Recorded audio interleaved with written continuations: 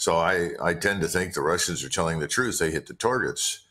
Now, I realize that people want to sort of compartmentalize these various strikes that happen over several days, but it's a mistake to do that. You have to look at the larger strategic purpose of these strikes.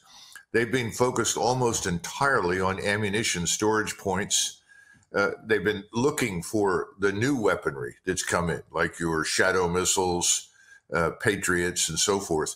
And they've hit several places where those missiles were located and they've been destroyed. We think they destroyed a Patriot battery near Kiev. So if that's true, and I think it is, the notion that the Ukrainians were able to stop much of anything, I think, is ridiculous. They just don't have much left in terms of air defense.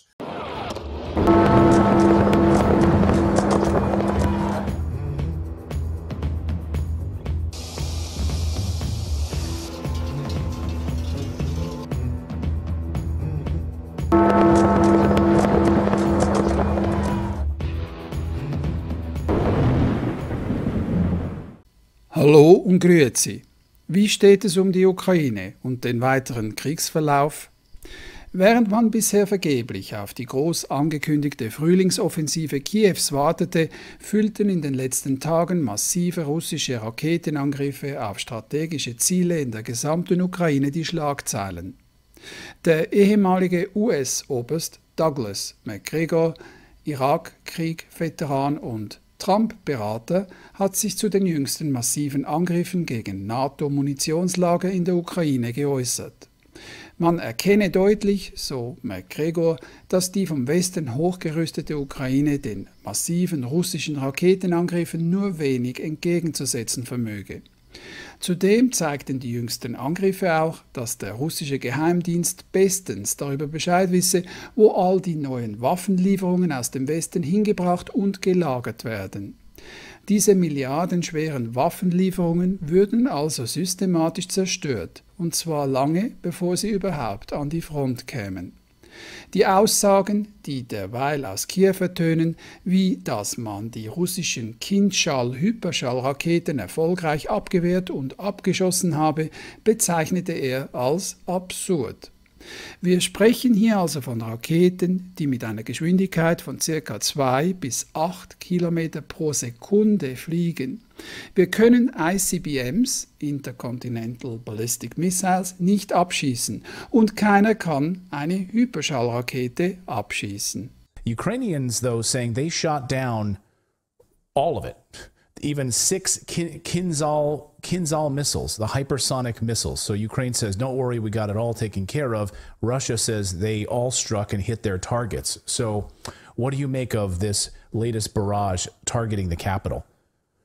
Well, keep in mind that your intercontinental ballistic missiles are also hypersonic. So you're talking about missiles that fly 25 to 35,000 feet per second. We can't shoot down ICBMs. No one can shoot down a hypersonic missile. I just think it's absurd to even suggest that these Kinzhal missiles, which are hypersonic, could have been shot down. So I tend to think the Russians are telling the truth. They hit the targets. Now, I realize that people want to sort of compartmentalize these various strikes that happen over several days, but it's a mistake to do that. You have to look at the larger strategic purpose of these strikes. They've been focused almost entirely on ammunition storage points. They've been looking for the new weaponry that's come in, like your Shadow missiles, Patriots, and so forth. And they've hit several places where those missiles were located and they've been destroyed. We think they destroyed a Patriot battery near Kiev. So if that's true, and I think it is, the notion that the Ukrainians were able to stop much of anything, I think, is ridiculous. They just don't have much left in terms of air defense. So they've been destroying air defense now for a long time, which is essentially making Ukraine vulnerable to airstrikes and air attack. And the Russians have been fairly successful. Look at the entire front line. The Ukrainians, once again, have lost thousands of people, hundreds of tanks and armored fighting vehicles. They're not making any progress. They're simply losing more equipment and people they can't afford to lose. And up near Kiev, they hit very important soft spots that were targeted and blown to smithereens. I mean, if you've seen any of the videos, you can see the rather dramatic explosions. And what this tells you is that Russian intelligence is excellent. The Russians know exactly where all of the new weaponry is located, new concentrations of armor from Germany, the United States, Great Britain. These things are being destroyed long before they actually reach the battlefield. What's the whole picture? Right. What's the damage to the Russians versus the damage to the Ukrainians? And again, the damage to the Ukrainians is unrecoverable. It's catastrophic. It's disastrous. The damage on the Russian side is really quite modest. But we're not dealing with a realistic appraisal coming out of the mainstream media. We're dealing with a mainstream media that's quite desperate now to try and take any evidence for any advance or any success and exaggerate it out of all proportion to reality. So we have to understand that. In the meantime, they're not telling you about the thousands of dead and wounded Ukrainians, the destruction of 30 tanks here, 40 other armored vehicles there.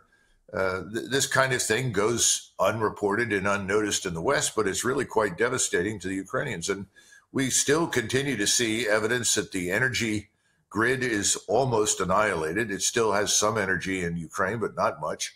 I mean, they're essentially turning the lights out on the country, to put it bluntly. There were plenty of volunteers a year ago. There's no question about that. Most of them are dead. So you're having enormous problems now dragging people to the front to fight. Wow. Not only is their life expectancy low and they don't have much training and they don't have much equipment and they have bad leadership, but the war itself in Ukraine is no longer the popular event that it was for the first 90 to 120 days. People now are saying, what are we doing? The country's destroyed. What are we defending? Look around. Look at the cities. Look at the people. And again, we're back to how many millions of people have left? 2 million went east into Russia. Perhaps 10 million plus went west. We had a 34.5 million population in February of 2022. Now we're hearing people that say it could be lower than 18 million. It might be down to 14 or 15 million. This thing is a disaster. Anyone in their right mind would end this. Anyone who cared about the Ukrainian people would say stop and then say we've got to negotiate. We are not going to get everything we want, but we have to have an end to this. We can't survive it. But I think his masters, who are obviously not the Ukrainian people, but in Washington and New York City and London and so forth, the financial gurus, the oligarchs, they want this war prosecuted to the bitter end. And right now, Putin and his forces have been acting like a heavyweight champion that only uses a left jab. In other words, he's jabbing with all of these strikes and doing enormous damage. He hasn't let loose his right, which are hundreds of thousands of Russian combat troops. So the future doesn't look good if you're sitting in Kiev, if you're Ukrainian right now. We're living in a la-la land. And Americans, they're not paying attention. Because what are they worried about? Understandably, they're worried about inflation.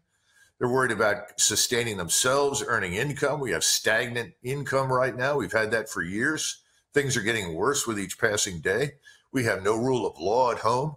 Widespread corruption and criminality in our cities. Our borders are open. Millions of people are pouring in, and they're being offered benefits that are better than those that are available for our own citizens. So the question is, Americans, when are you going to put a stop to this? And it's only going to stop, I'm afraid, when the standard of living drops through the floor. And I think that's coming. I can't predict when, but it's hard to look at all of these problems that we've got financially, economically, socially, militarily, not expect something to fall apart. Middle America, middle class, which has been squeezed and decimated. And you can tie a direct link between the sanctions that we placed on Russia and the starving of the American people at the hands of what we're doing in Ukraine. It's a direct line. It's really a direct line and self-inflicted.